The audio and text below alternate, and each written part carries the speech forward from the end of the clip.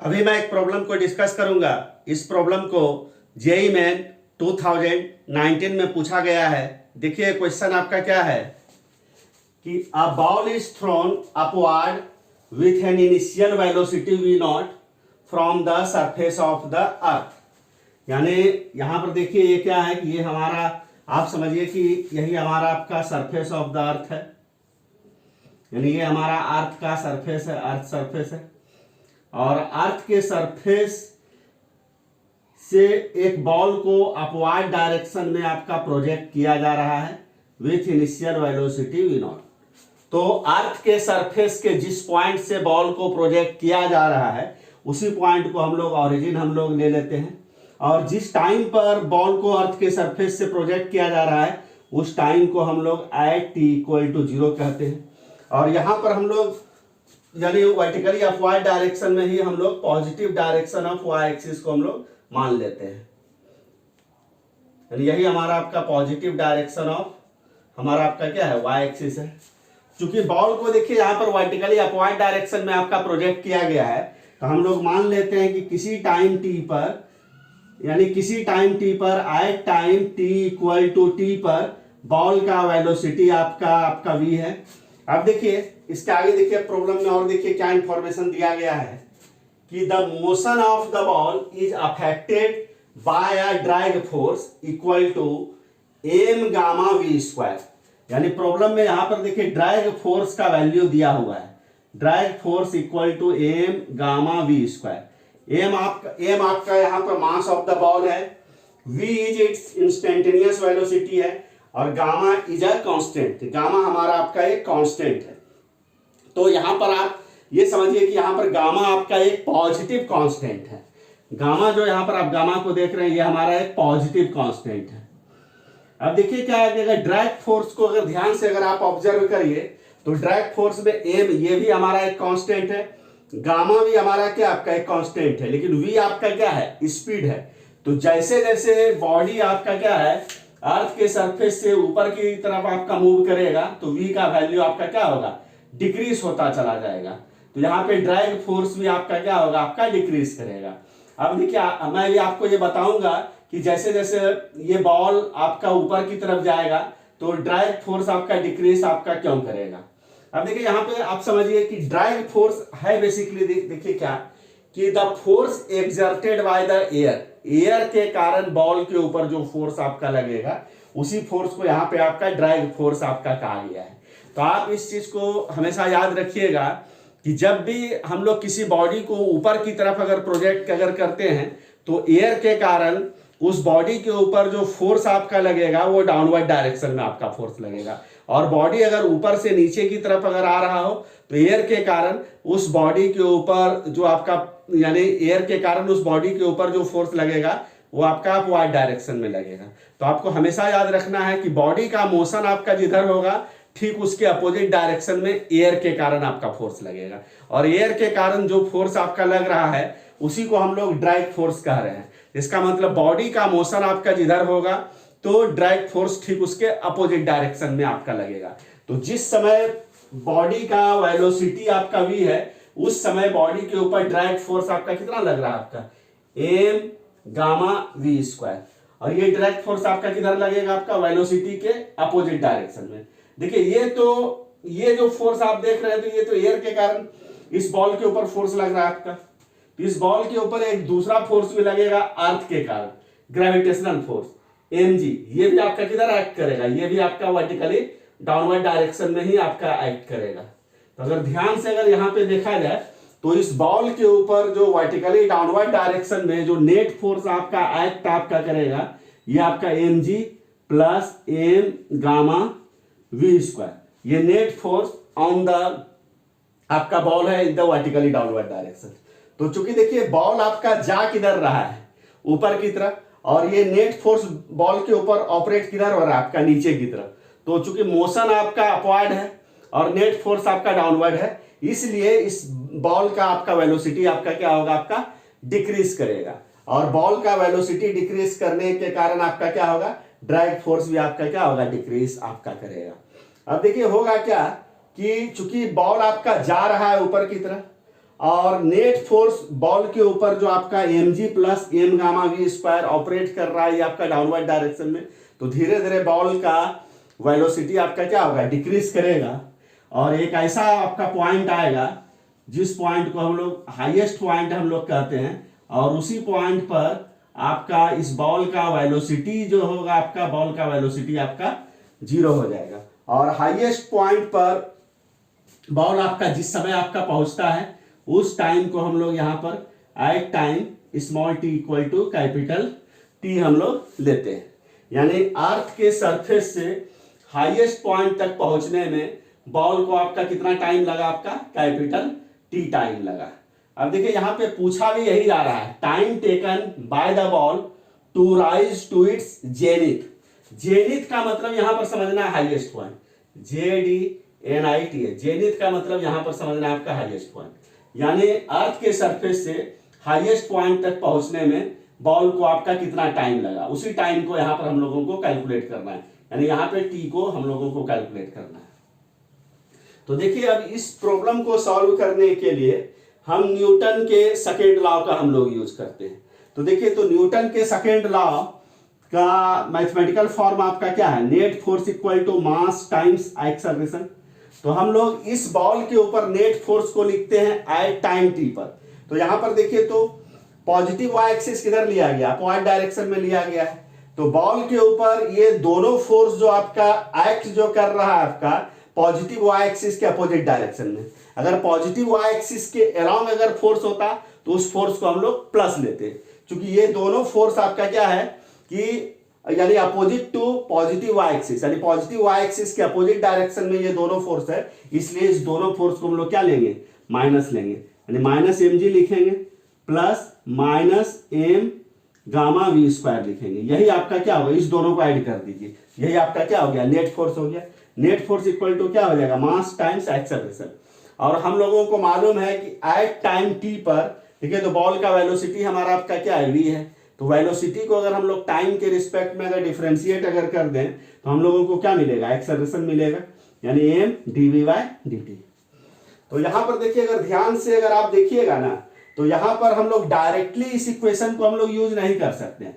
यानी v equal to u plus a t, इस equation को यहां पे डायरेक्टली आपका यूज नहीं कर सकते हैं। उसका एकमात्र कारण क्या है कि यहां पर जो नेट फोर्स है वो नेट फोर्स आपका कांस्टेंट नहीं है।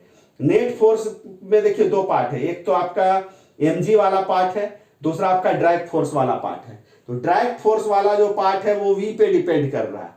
क्योंकि ड्रैग फोर्स आपका v पे आपका डिपेंड कर रहा है, इसलिए नेट फोर्स भी आपका किस पे डिपेंड करेगा, वेलोसिटी पे डिपेंड करेगा। और चूंकि नेट फोर्स आपका वेलोसिटी पे डिपेंड कर रहा है, इसका मतलब है कि नेट फोर्स आपका यहां पर कांस्टेंट नहीं है। और जब नेट फोर्स आपका कांस्टेंट नहीं है तो इससे आपको यह समझ लेना है कि यहां पर एक्सेलरेशन भी आपका कांस्टेंट आपका नहीं है। तो चूंकि यहां पर एक्सेलरेशन आपका कांस्टेंट नहीं है, इसलिए हम लोग इस इक्वेशन को यानी v equal to u plus a t, इस इक्वेशन को यहां पर हम लोग यूज नहीं कर सकते हैं। इस इक्वेशन को यूज आपका कब किया जाता है, जब किसी बॉडी या पार्टिकल का मोशन स्ट्रेट लाइन पाथ पर हो रहा हो और एक्सेलरेशन आपका कांस्टेंट हो। इस पर्टिकुलर प्रॉब्लम में अगर ध्यान से देखा जाए तो अर्थ के सरफेस से हाईएस्ट पॉइंट के बीच में बॉल का मोशन स्ट्रेट लाइन पाथ पर हो रहा है, लेकिन एक्सेलरेशन यहां पर आपका कांस्टेंट नहीं है, इसलिए हम लोग डायरेक्टली इस इक्वेशन को हम लोग यूज नहीं करेंगे। यही कारण है कि यहां पर हमने इक्वेशन को इस ढंग से हमने लिखा है। अब देखिए, तो यहां पर एन को कॉमन ले लिया जाए, माइनस एम को कॉमन ले लिया जाए तो क्या हो जाएगा आपका g plus gamma v square equal to क्या हो जाएगा, एम dv/dt हो जाएगा। एम आपका कैंसिल आउट हो जाएगा। इसको ऐसे भी लिखा जा सकता है, minus gamma v square plus g equal to आपका क्या हो जाएगा, आपका इक्वल टू dv/dt हो गया। तो देखिए, तो इसको ऐसे भी लिखा जा सकता है, यानी dv/dt इक्वल टू आपका क्या हो जाएगा, minus gamma v square plus आपका क्या हो जाएगा, आपका जी हो जाएगा। ठीक है, तो इस इक्वेशन को ऐसे लिखा जा सकता है, dv/dt इज इक्वल टू आपका क्या हो जाएगा, गामा को हम लोग यहाँ पे कॉमन ले लेते हैं, यानी माइनस गामा हो गया आपका वी स्क्वायर प्लस आपका क्या हो जाएगा, जी वाई, आपका क्या हो जाएगा, जी वाई गामा हो जाएगा आपका। जी वाई गामा हो जाएगा, और d v y d t is equal to क्या हो जाएगा माइनस गामा वी स्क्वायर, और जी वाई गामा को हम लोग ए स्क्वायर मान लेते हैं प्लस ए स्क्वायर, यानी यहां पर जो जी वाई गामा आप देख रहे हैं इस जी वाई गामा को हम लोग ए स्क्वायर मान लेते हैं। तो देखिए इस इक्वेशन को ऐसे भी लिखा जा सकता है d v y d t equal to minus gamma a square plus आपका क्या हो जाएगा आपका वी स्क्वायर हो जाएगा। इसको देखिए तो ए स्क्वायर प्लस वी स्क्वायर को हम लोग लेफ्ट हैंड साइड में ट्रांसफर कर देते हैं और डी टी को हम लोग राइट हैंड साइड में ट्रांसफर कर देते हैं, तो डी वी डिवाइडेड बाय आपका क्या हो जाएगा आपका ए स्क्वायर प्लस आपका क्या हो जाएगा वी स्क्वायर हो जाएगा equal to minus gamma d t हो जाएगा। अब देखिए ये जो इक्वेशन देख रहे हैं यही हमारा आपका क्या है, इसी इक्वेशन को से हमारा आपका देखिए फाइनल रिजल्ट हम लोगों का यहाँ पे निकलेगा। तो अब हम लोग यहाँ पर देखिए क्या करते हैं, इस इक्वेशन को बोथ साइड्स हम लोग इंटीग्रेट कर देते हैं। तो देखिए तो डी वी डिवाइडेड बाय आपका क्या हो जाएगा a square plus v square equal to आपका क्या हो जाएगा माइनस गामा डी टी, इसी को हम लोग इंटीग्रेट कर देते हैं बोथ साइड इस इक्वेशन को। तो अगर आप ध्यान से अगर आप देखिए यहाँ पर तो लेफ्ट हैंड साइड में वेरिएबल ऑफ इंटीग्रेशन आपका क्या है v है, राइट हैंड साइड में वेरिएबल ऑफ इंटीग्रेशन आपका क्या है t है। तो जिस समय t का वैल्यू आपका 0 है उस समय वेलोसिटी आपका क्या है आपका v नॉट है, और जिस समय स्मॉल t का वैल्यू आपका कैपिटल T है, जिस समय स्मॉल t का वैल्यू कैपिटल T है उसमें वेलोसिटी आपका क्या हो जा रहा है, वेलोसिटी आपका 0 हो जा रहा है। तो इसको देखिए इसको ऐसे भी लिखा जा सकता है माइनस गामा आपका क्या है कांस्टेंट, इसको बाहर निकाल लेते हैं minus gamma d t 0 to क्या हो जाएगा कैपिटल टी, इसको लिखा जा सकता है डी टी का इंटीग्रेशन आपका क्या हो जाएगा आपका स्मॉल टी हो जाएगा। इसको देखिए 0 से आपका क्या हो गया टी, इसको लिखा जा सकता है माइनस गामा, इसको लिखा जा सकता है स्मॉल टी के जगह पर कैपिटल टी रख दीजिए माइनस स्मॉल टी के जगह पर फिर आपका 0 रख दीजिए, तो इसको ऐसे लिखा जा सकता है माइनस गामा इंटू टी। तो इसका मतलब यहां पर देखिए यहां पर आपका क्या हो गया यानी v नॉट से 0 dv divided by a square plus v square equal to आपका क्या हो गया माइनस गामा इंटू टी हो गया।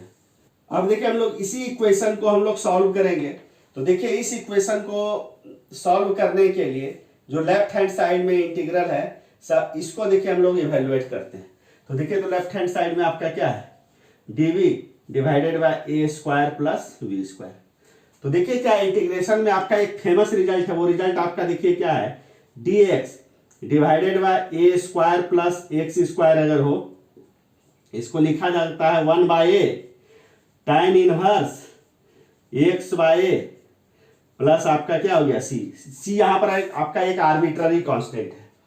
तो इसमें और इसको अगर कंपेयर करिएगा तो यहां पर आपका v है और यहां पर x है, तो हम क्या करेंगे यहां x के जगह पर v को रख देंगे। तो 1 बाय ए tan इनवर्स आपका क्या हो जाएगा आपका x के जगह पर v को रख देते हैं, तो v बाय ए प्लस सी आपका क्या है एक आर्बिट्ररी आपका कांस्टेंट है यहाँ पे। अब देखिए क्या है क्या अब हम लोग देखिए इसको इवेलुएट करते हैं dv divided by a square plus v square, और देखिए कहां से कहां तक है v नॉट से 0 तक है, v नॉट से 0, इसको लिखा जा सकता है। देखिए जब लिमिट दिया हुआ है तो आर्बिट्ररी कांस्टेंट उस केस में क्या हो जाता है ऑप्शनल हो जाता है, उसको आप लिखिए या नहीं लिखिए फाइनल रिजल्ट पर कोई आपका फर्क आपका नहीं पड़ता है। तो हम लोग क्या करते हैं कि जो इस इंटीग्रल को सबसे पहले इस इंटीग्रल का जो वैल्यू है उसको सबसे पहले हम लोग स्क्वायर ब्रैकेट में हम लोग लिखते हैं 1 बाय tan इनवर्स आपका क्या हो गया v बाय ए हो गया, और देखिए c को हम लोग छोड़ देते हैं।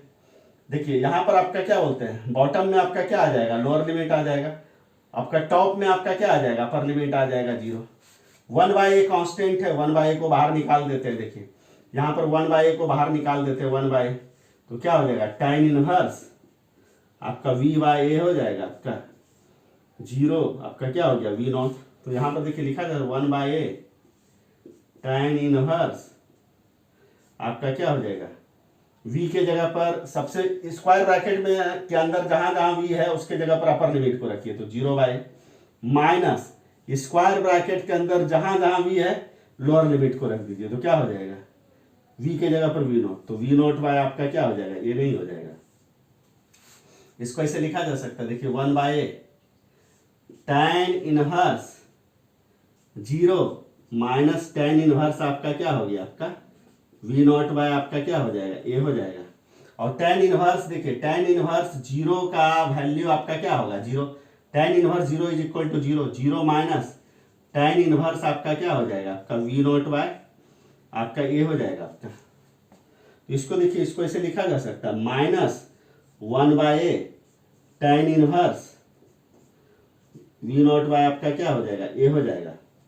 यानी कहने का मतलब इसका जो वैल्यू है आपका, अब इसका वैल्यू आपका ये आ गया, तो हम लोग यहाँ पर देखिए इसको डायरेक्टली हम लोग इसको ऐसे लिख सकते हैं, इसके जगह पर जो है इसको लिख दीजिए, तो क्या हो जाएगा आपका minus 1 by tan inverse v not by equal to आपका क्या हो जाएगा, simply minus gamma into T.